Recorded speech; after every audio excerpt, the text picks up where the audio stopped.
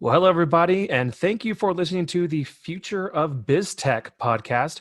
I'm your host, JC Granger, and I have with me today Matthew Segur of TimeSeries. Matthew, thank you so much for coming on, and I'm very much looking forward to asking you some questions here. Tell me a little bit about yourself and your business here. Just kind of give everyone the quick 30-second overview before we dive in. Yeah, sure thing. And firstly, let me say thanks for the opportunity to speak with you today. Looking forward to this conversation. So TimeSeries, we are a rapid application development services provider. So in essence, we utilize the leading low-code application development platform called Mendix. And we deliver consulting services to our client base, which varies across industries, in delivering applications across those enterprises via that platform. And the reason why I call it a consultancy is that we bring not just the technical acumen or the application development acumen, but we also bring the business management consulting side of the equation as well, which is really integral to success of low-code development, because you're breaking down that barrier between business and IT and getting all those parties to the table. So you need to have the acumen across both spaces to be successful. And let me ask you a question here. I was going through your website and taking a look at you guys for a while before, and I saw specifically something that caught my eye, which was your energy suite. Sure. Can you tell me a little bit about that, the smart app suite? And because I feel like, because you specifically talked about climate change and things like that in there. I'm very curious specifically about your energy suite product. What can you tell us about that? Sure. So that even speaks to the origin of our company name, TimeSeries. So when we got our start, we created a very novel, basically a big data platform. So we took available at the time were bleeding edge big data technologies in open source, created a proprietary stack to be able to handle a sort of a new issue that was coming to bear, which was smart meter data, right? So really large volume of fine-grained time series data, hence our company name, TimeSeries. And then that platform was successfully delivered in the energy utility marketplace. And then what we were getting was this ask out of that existing customer base, which was, this is great. We can ingest this data. We can process this data. How do we then turn this around and actually generate information into our business, into our customer base, and then take action on that? So we needed a way to do that. So that was sort of the genesis to the Smart App Suite, which was marrying up the Mendix rapid application development platform, which could in essence be that front end, with this other advanced technologies on the back end or elsewhere that could be considered these smart apps. And we started to take that out to market around these various use cases, and energy being one of those use cases. Right? So how do you best manage that data, communicate that into organizations, and then take action on it, which was that. And then we've also started to extend that same thought process into other areas as well, and other industry verticals. So, we're launching one in the marine space, right? So marine meaning like shipbuilding and that kind of thing. So, what are their unique issues? How do you digitally transform that part of the industry? And then, in essence, productize that. Now, our Smart App Suite is not a product. It's not a standalone SaaS.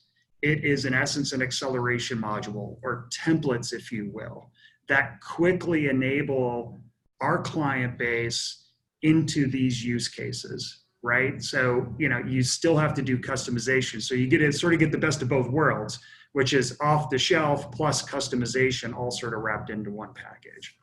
That's really cool. I'm curious, I talked to a lot of CEOs in my line of work, and I've always been curious as to, that one defining moment, or at least that time frame where you realize, holy crap, we're going to make it. Right. Because everything before that was, holy crap, we might not make it. I've been down that road too. It's that the struggle is real. So do you remember, was there a defining moment, or was there a time frame where, you went from being like, I hope we make it to, holy crap, this is it. Like, we're gonna nail this. It's funny. Like, I mean, I guess you sort of have that thought every day in some way, right? I mean, you look at what's happened recently with COVID-19, right? Again, you sort of question, do I have the business continuity available to my organization to sort of survive this huge market change? I would say the defining moment, outside of this COVID space, which actually came fairly recently in our work with Siemens. So Siemens is a very large organization. We've become a partner in their digital industry software space. We started that process last year and successfully brought that to conclusion in the latter part of 2019. And I think it was in that messaging and in those conversations where, in essence, this global organization like Siemens, which has been in this digital industry software space for so long and very successful in that, validated what we were talking about. That it made sense to them that, yes, there's value there, that, yes, what you guys are doing is unique and can be brought into not only their customer base, but also other customers that they're trying to bring into their fold. So I think that was really that defining moment, outside of the financials, of course, but, it was that market validation that said, we've got the right message and we're in the correct space. So I'm curious, like, where did the idea come from? Like, day zero before you started this company, when, what was that? Was there some interesting story as to, like, you were out doing something and something happened, you're like, eureka, right? Like the light bulb goes off. What was it that really got you started to even create this company, to even take that leap? Sure. So maybe just a little bit of history of where TimeSeries got its start, which was in the Netherlands. And I was a co-founder in another startup here in the US. And we were doing predictive analytics in the asset intensive industry space, right? So like oil and gas, process manufacturing, that kind of thing. And it was in that role as co-founder there and driving growth for the organization that I got introduced to TimeSeries in the Netherlands and their founders over there. And it was in that relationship that what I saw that they were doing was unique and valuable. But really the opportunity came when it was like, hey, this isn't happening in the US. Why is this only happening in the Netherlands and to maybe a little bit of a broader space in Western Europe? The US, North America is a huge marketplace. So let's get that going here.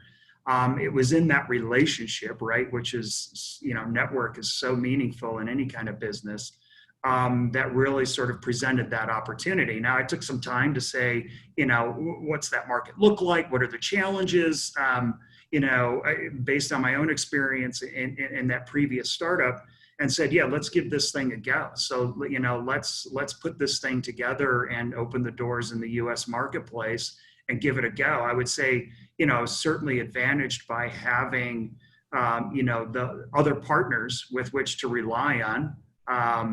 But growing into a market that was, brand new was certainly a challenge. Finding credibility is instantaneous challenge, right? I mean, TimeSeries, we're 3.5 years old here in the US, right? So nobody knew us before. So you get that credibility by, in essence, performing, right? Mm-hmm. No, it's a good point. And I guess I'm curious also, like, what are some of the big milestones that the company has gone through that you are specifically proud of yourself? Oh, sure. I would say our culture, the team we've built. And I think, some of that was certainly by design. I have a background in big management consulting firms, right? And, I worked with a lot of really bright people doing very interesting, innovative type projects in those organizations. But the structure of that organization was very top down, right? Was very military-esque, right? I'm in control, I'm in command, if you will. And what was it? Look at me, I am the captain now, right? Right, yes, exactly. And yeah. Great cultural reference there. And it was like, it's not that I pushed back against that, but I just thought there was a better opportunity for an organization to be, in essence, a little more, a lot flatter, right? Everybody gets a title, and I have a title, but I have to sign certain things, and I'm accountable for certain things. But to open the space up to everyone involved in the organization and being transparent in that has been wildly successful for us. Everyone has a sense of, I don't work for, I work with my leaders or my company. And that's sort of, I guess I'm really, really proud of that culture, because it has served us very well. Not only in loyalty of employees, but their level of engagement, how they then engage ultimately with our clients. They carry that culture with them into that space. And it's been very successful and transformative for them in their professional growth. And seeing those people grow so quickly and becoming leaders themselves is a fantastic thing to see. Well, I think it's great that you put so much credence into, your people. I've always been a big proponent of, if you take care of your people, they'll take care of you. Yeah. And you can't just say it. You have to prove it. And we have very little turnover here at our company as well. But that's just, I think, because people they're happy, because if they have concerns and whatnot, like, you listen to them, right? You can't, no matter how long we've been doing this. I mean, how long have you been in your industry, just out of curiosity, roughly? Oh, yeah. I mean, it's been a long time. I don't want to hide. I don't want to get my age. I mean, the beard is certainly telling some of it with the amount of gray hair. I've got the gray coming in here right now. I don't know if you can see it. I got some coming in here too. But, right. I mean, but I've been in the consulting space and the technology side of it now. I mean, this has been my entire career, right? Yeah. It has been in this space. So it's been quite a number of years. And, you see what works and you see what doesn't work. And, you need to sort of put ego aside and really just open the door to ideas, open the door to criticism, right? And also take risk, right? But if you can share that risk with others of like mind and they're supported, then, it doesn't necessarily become risky anymore. Yeah. Well, I want to turn this conversation for our audience real quick here to more about, very specifically, again, coming back to the energy part of your company. I find that to be very specifically fascinating. You have a ton of things about your company, by the way, that I think are great. But I really dialed in on the energy piece. So I have two questions. The first one is going to be, what is it that TimeWise is doing now that is solving, and I guess, and to go back a second, actually, what are the biggest problems that the energy sector is having right now? And how is TimeWise solving that? Like, what is it, if I own a solar company or a wind energy company or something like that, what am I dealing with right now that's a problem? And I say, holy crap, TimeWise can solve this. What is that right now? Yeah, I mean, the big thing for that is really, look at it from like digitization, right? Or digital transformation of their existing business processes and what they have in place. Legacy systems, right? The need to modernize. We've walked into, organizations that are running like these old mainframes and, Cobalt, and I mean, just like 30-year-old technologies, right? Where the people to keep that part of their technology portfolio operating don't exist in the marketplace anymore. They're all retired, right? They're all in, sitting on a beach somewhere. And so, that's their biggest challenge. So their operations, their business success has been hamstrung by technology. And they've got a lot of debt that they need to get over. Being able to rapidly address that by delivering applications very quickly and with a short ROI is incredibly valuable to those kind of organizations. And then also creating technology that is also then future-proof, right? I mean, a rapid application platform like Mendix and building an app on that and delivering that, which is, it's rugged, it's enterprise grade, but and the platform has hundreds of readily available APIs, right? So we can connect to anything. So as other advanced technologies come to market and we can bring them to bear at a specific client, then we can easily do that. And the ability to iterate and quickly do that and make changes without having to scrap what you've done is also wildly valuable, right? So I think, those, traditional energy companies are really, their business model has changed, whether they're in oil and gas or whatnot, right? I mean, they used to be very cash flush. I mean, it wasn't that long ago, but a few weeks that, in essence, the speculators had driven the price of oil to negative, right? Yeah. Right? I mean, First time I think ever or something. It was yes. like it cost more to make the barrel than what was in it. Exactly, right? I mean, producers were in essence having to pay to take their oil, their product, Yeah. which is madness, right? So the days of being cash flush and throwing money at things is done, right? Like you just can't do that. So now you need to be a lot smarter in your business decisions, right? And IT is, as Forbes said several years ago, every company is a software company now, right? Right? And whether it's in operations, how they go to market, how they engage their customers or clients, whatever, right? And you need to bring that to bear, right? And that's the space that we really enjoy being in. So I think my last question then, and this one I really want to focus on a lot for me and you to go back and forth on here. So, in the whole nature, of course, of the future of BizTech, the title of this podcast, you just described what you guys are doing now and how it's helping the energy sector now. What's coming down the pipeline, Matthew? What can we expect from not just time-wise, but maybe even just your expectations for the industry in general? I want to know first what time-wise is going to be coming out with that can help. If there's any companies listening right now that are in the energy sector, I want them to know, how, what's coming down the pipeline from you guys, but then also if you could tell me what you think just in general is coming down and how, time-wise will change the industry and how other things are going to be affected. Yeah, sure.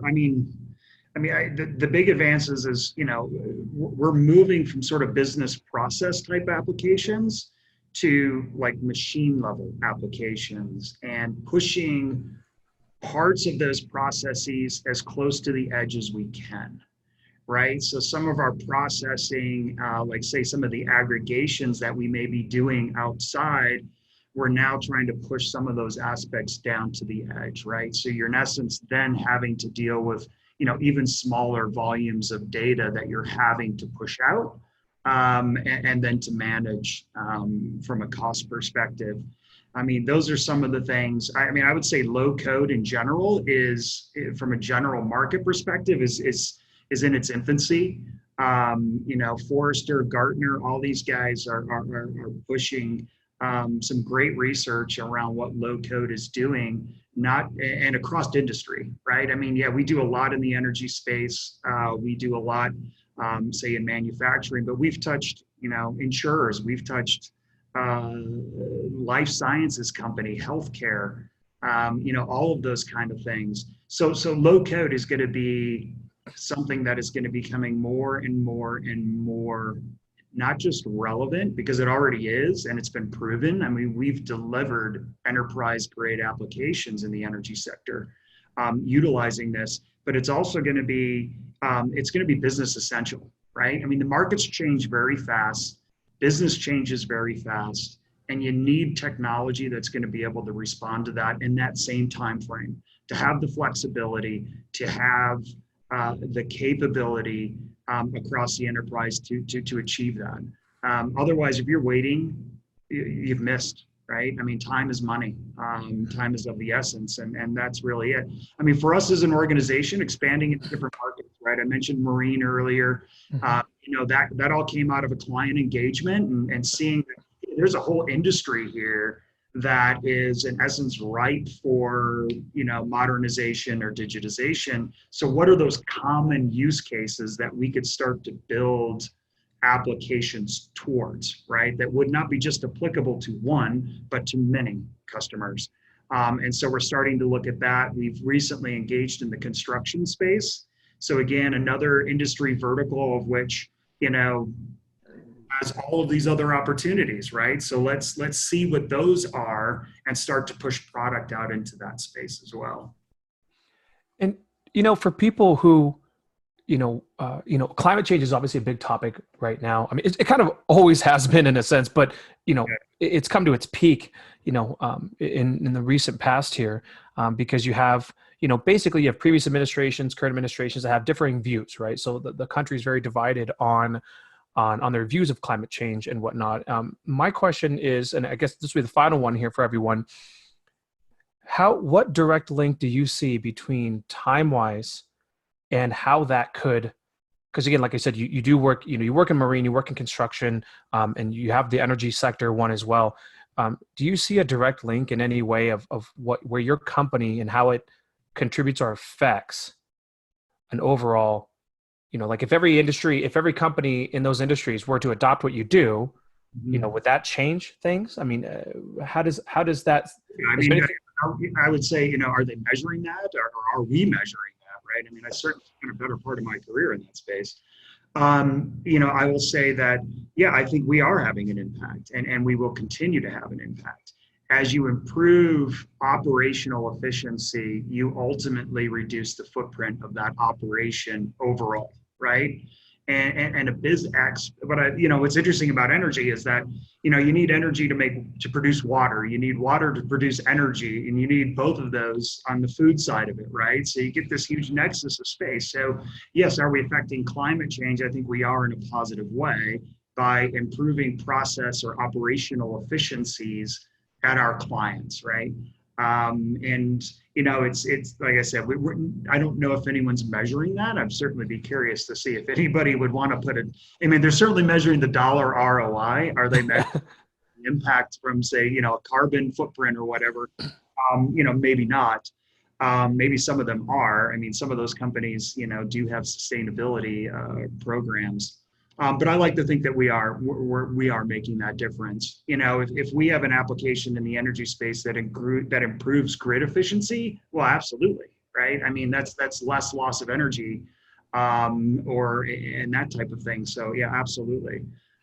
I think that's great. Yeah, and there has been a lot more people trying to make those connections and pull that data of especially carbon footprint, right? Reducing carbon footprints is a big deal. And you're right, you make a great point. When you make your operation more efficient, you become leaner, right? You could do a lot more with a lot less. And that's the entire point of reducing a carbon footprint. So no, I agree with you. I think it's fantastic. For our audience, is there anything I haven't asked you that you think would be beneficial to the people listening about either yourself or the company? I don't mean to, self-promote like this. I would say, with this whole COVID thing, right?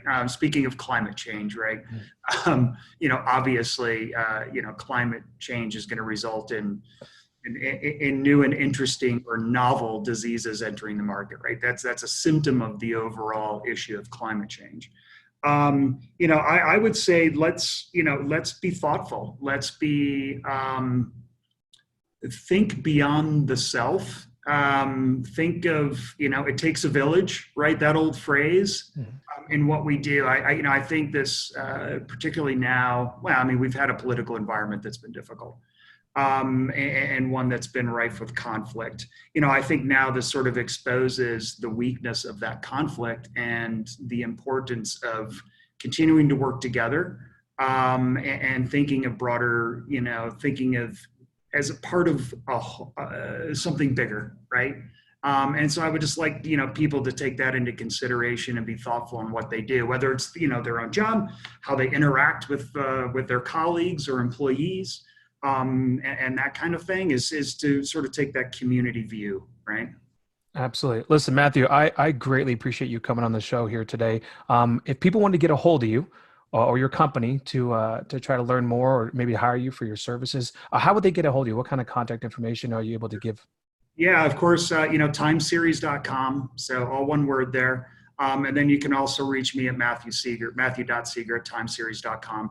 I'm happy to have a conversation about, those modernization or digital or technical debt problems that people are having, and how we could potentially bring our expertise to bear and solve those. So Perfect. Thanks for the opportunity. Absolutely. Thanks for coming on the show. Thank you, JC.